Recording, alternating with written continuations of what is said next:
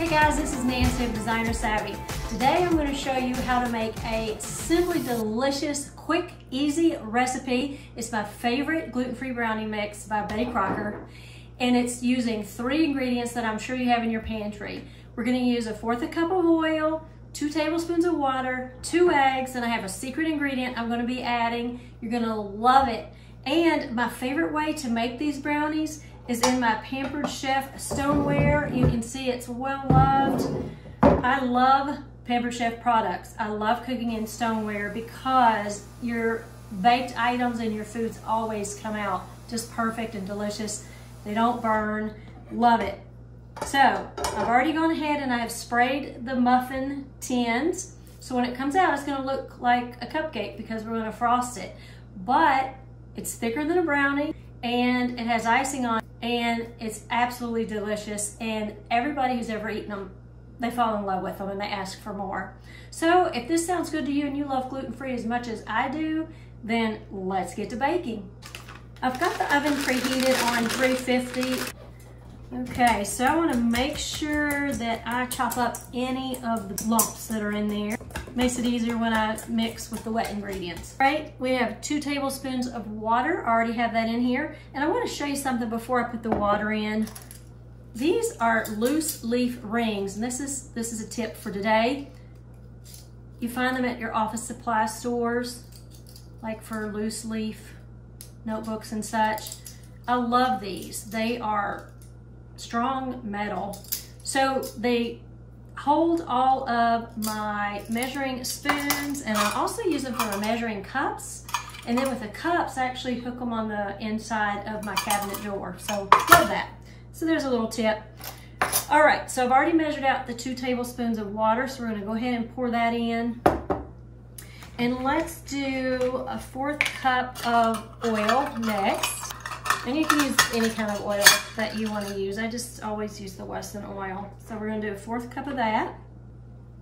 And then next we are going to add the 2 eggs. One thing, if you don't know about gluten-free, or if you are gluten-free, it mixes up thicker than other mixes do. I'll show you what the consistency is.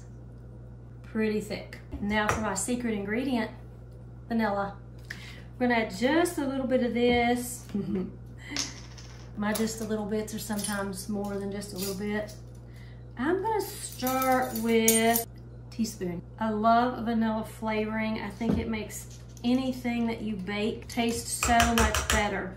And I found this is actually gluten-free, and it is called Watkins Original Gourmet Baking Vanilla. And it's non-GMO, no corn syrup, it's gluten-free, made in the USA, love it. So we're gonna stir that vanilla in there. You wanna mix it up good so you have a consistent vanilla flavor throughout. I love to tweak recipes and add my own little touch, and you know, comes from a lot of experience. Everybody loves these. They just like go on and on about them. And honestly, I have never fixed a gluten-free dessert that family, friends, strangers, whoever didn't love, and they would never have known it was gluten-free. Some people kind of freak out when they hear the words gluten-free. It's just a different flour. It's, you know, like rice flour instead of wheat flour. So celiac disease runs in the family, and I'm actually gluten sensitive. The way I found that out was by avoiding wheat, since I had a very close family member with the gluten allergy. Okay, I'll put this over in the sink. Have y'all had any trouble with ants? We have these little black ants that are everywhere. Comment below and let me know if you have any good tips for getting rid of these. I guess they're sweet ants. They come out every spring. We've had them before. So if you've got a tip for that, leave a comment below. Also, comment below and let me know what is your favorite gluten-free dessert. I like to actually spray my spoon with cooking oil. Kind of keep the mix from sticking to it so much. In the muffin tins. I'm trying to make this go, make 12 muffins. You gotta be kind of frugal with it. 1 box, because I'm doing muffins and not something in a glass bowl, typically it will really only make 6 like really big brownie muffins, but I'm trying to spread it out here because it still does rise. These are so good. Cannot wait. I try my best to not eat a lot of sugar, and I have done really, really well. Of course, being at home all the time kind of makes your appetite increase. I'll tell you, I'm more hungry when I'm in the house and not getting out much than I am when I'm out doing yard work or mowing lawns or whatever it is I'm doing, working. Comment below and let me know how many of you get more hungry when you're just at home, kind of stuck at home for as long as we kind of have been, or do you get more hungry when you're actually physically working or working out or whatever the case may be? Just curious. You know, sometimes you live in your own little world and you don't know what everybody else thinks or does out there. Okay, so I managed to get it all in there, and these are gonna be scrumptious. So the oven is preheated, it's ready, it's on 350. Again, the box says 325 for non-stick pan, and this is actually non-stick. But again, my oven doesn't warm quite as well as a lot of ovens that I've used before. So, all right, we are gonna set the timer. I like to start at 28 minutes and then keep checking it and go up from there. So we're gonna set the timer for 28 minutes.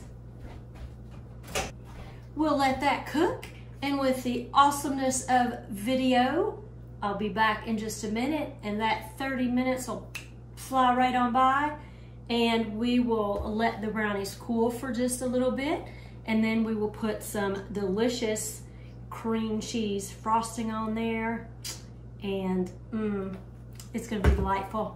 See you in a few minutes. Okay guys, I just took them out of the oven. Look at that. Don't they look delicious? Oh my goodness, the house has smelled so good the whole time these were cooking. We're gonna let them cool for a little while, and when I come back, I'll ice some, put them on a pretty plate, and do the taste test. Okay guys, they're out. I've got most of them frosted, but I wanna show you there's a little trick that you can do. If you just daub that frosting on there like that, kind of pull it down, you don't get quite as much of the brownie crumbs in your frosting. See? And you can never have enough frosting.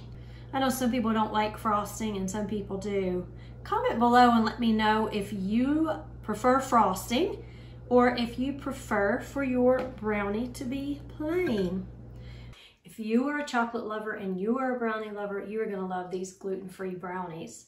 And it really surprises people when they see them like this, because they don't quite know what to expect. They don't know if it's gonna be a cupcake, but it kind of looks like a brownie. So they're really not sure, but so it's fun. It's fun to offer this dessert to your guests. Okay guys, ready for the taste test. Fantastic. The right amount of firm on the outside, soft and gooey on the inside. That cream cheese frosting. Fantastic. Y'all are gonna love this. I have my videos linked below. Recently did a video where I showed you how to decorate your dining room table and dine out with your family. Have a fun family night doing that. We can't get out right now. That's a great alternative. And it's a wonderful thing. You and your family could even dress up if you wanted to. This would be a great dessert to go along with that special family meal. Easy to do, cooks in 30 minutes. Your kids will love it. Just perfect amount of chocolate and cream cheese frosting. Thanks so much for watching today. Happy gluten-free eating, and hope you join me again next time.